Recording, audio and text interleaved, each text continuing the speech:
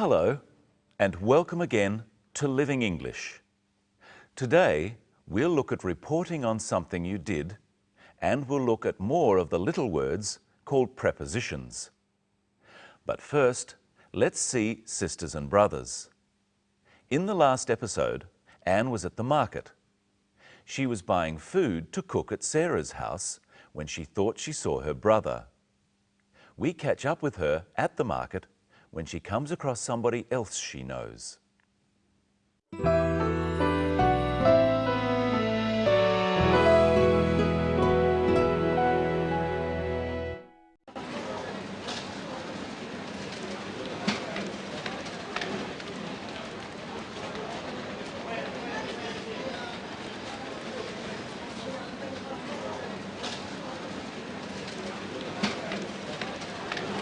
Sorry. Yeah? Steve. Fancy already into you here. Where off to in such a hurry?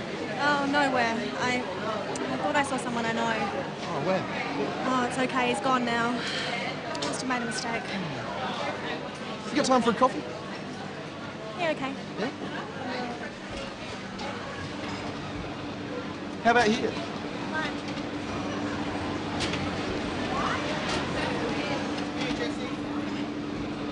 So what are you doing at the market? I'm cooking at your house on Friday, remember? Of course, Friday. That'll be great. What about you? Do you come here often? What's funny? When someone says, do you come here often, it's what we call a pick-up line. You know, when someone's... I know what a pickup line is. Oh, sorry. I come here every week to buy fruit. I like fresh fruit for work. What are we having for dinner? You'll find out on Friday. What's tonight? Cappuccino? Yep. And a tea, please. Tea? No worries. Do you want me to take your shopping home? I can put it in the fridge for you. No, that's okay. I have a fridge in my room at the hotel. The person you saw, who did you think it was? It's a long story. Maybe I'll tell you later. On Friday? Maybe. Let's look first at how Steve and Anne meet and what they say to each other. Sorry. Yeah? Steve. Fancy already into you? Where off to in such a hurry? Oh, nowhere. I thought I saw someone I know. First, Steve says, "Fancy running into you."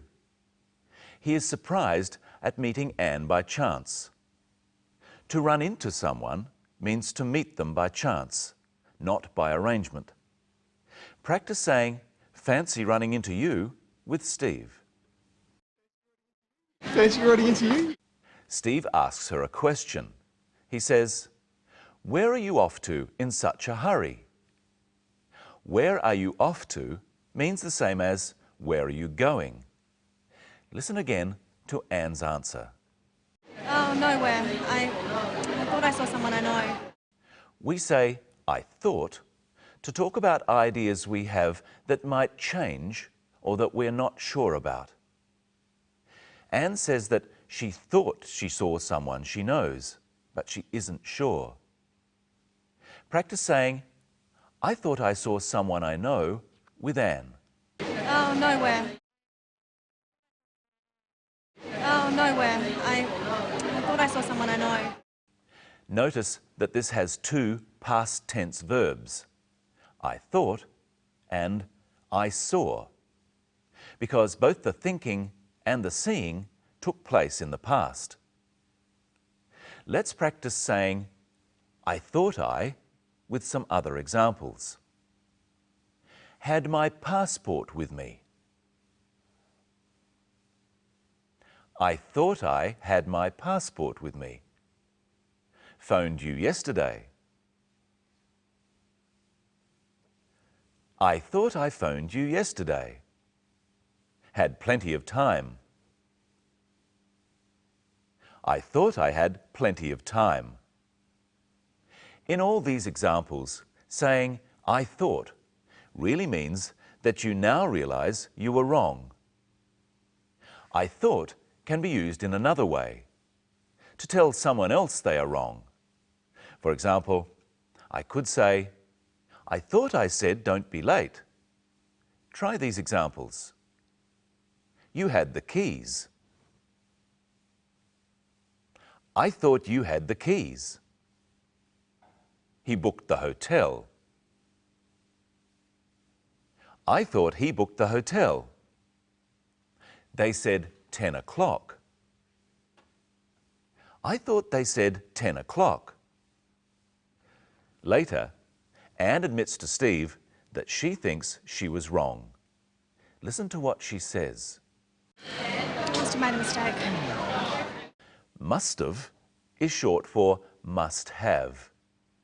Practice saying, I must have made a mistake with Anne. I must have made a mistake. Another way of saying this is, I must have been mistaken. Say this after me. I must have been mistaken. And you can also just say, my mistake. Say this after me. My mistake. Steve asks Anne to have a coffee with him. Watch how he does this. What? Have you got time for a coffee? Have you got is the same as saying, do you have? So, have you got time for a coffee means, do you have time for a coffee? Practice saying this with Steve. What? Have you got time for a coffee? Steve is making a suggestion that they sit down and have a coffee. You could use this to make other suggestions too. Try saying, have you got time for these things? For a walk. Have you got time for a walk? To talk. Have you got time to talk? Look at another way Steve makes a suggestion. What about you? Fine.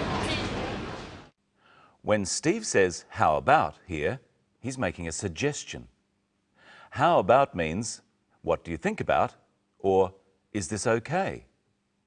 You can use how about to make any suggestion. It's fairly informal. Try these ones after me.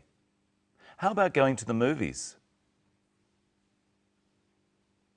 How about a cup of coffee? So if you say, how about a cup of coffee to someone, it's the same as saying, let's have a cup of coffee. When Steve says, how about here, he means, let's sit here. And Anne agrees by saying, fine.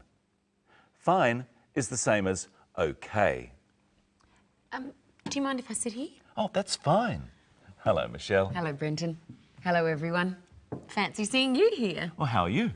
Well, all right, but I need to go to the dentist tomorrow and I haven't got time. How come? Well, here's tomorrow on my diary. As you can see, it's fairly full.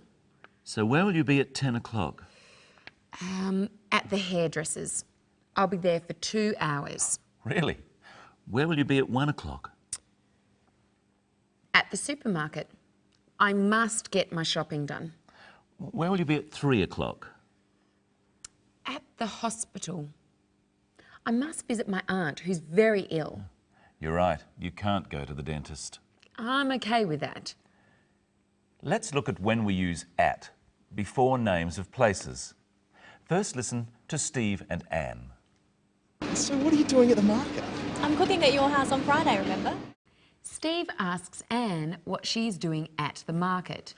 And Anne reminds him she is going to cook dinner at his house. Why doesn't she say in the market and in the house?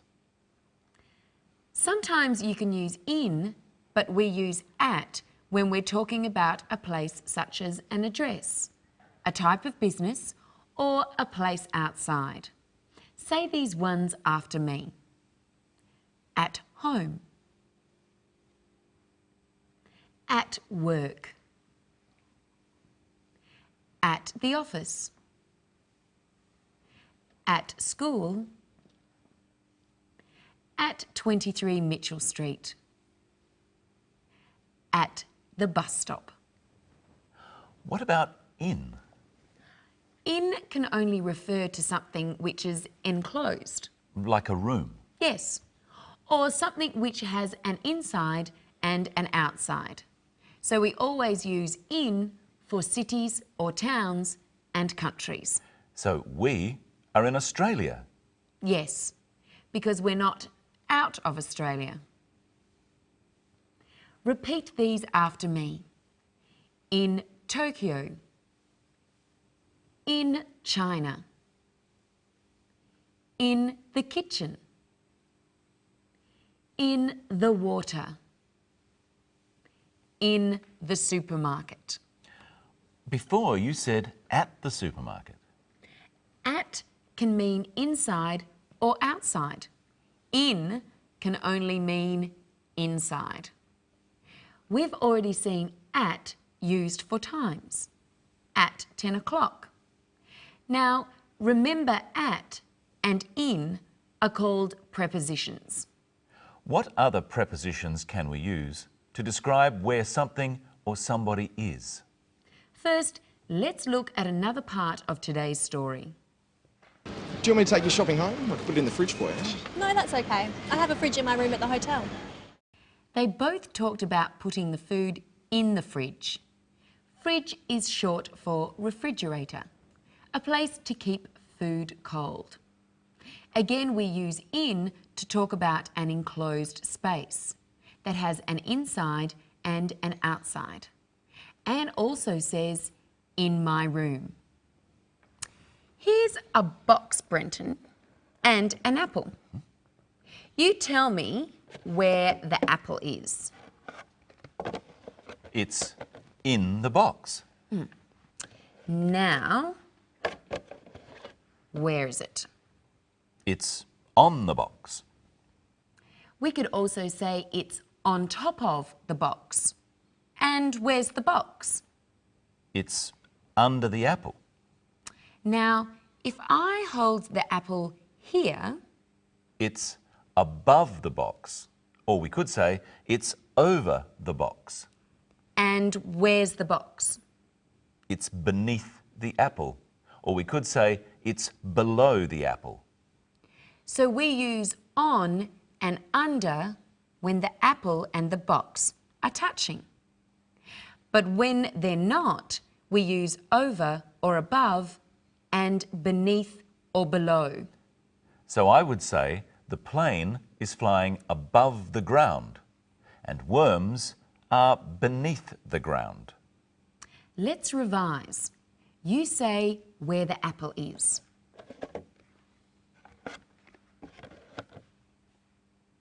In the box.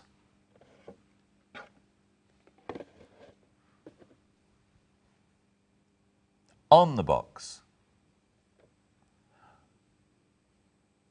Over the box or above the box. Now say where the box is.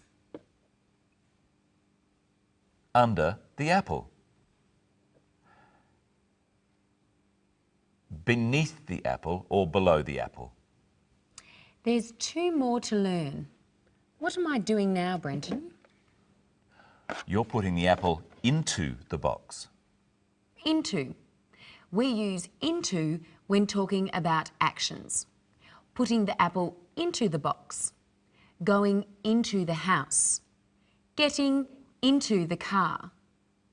And what am I doing now? You're putting the apple onto the box. Onto is used for actions too. Well, we're out of time again. And we'll be back next episode when we'll be looking at describing objects and the phrase might have been.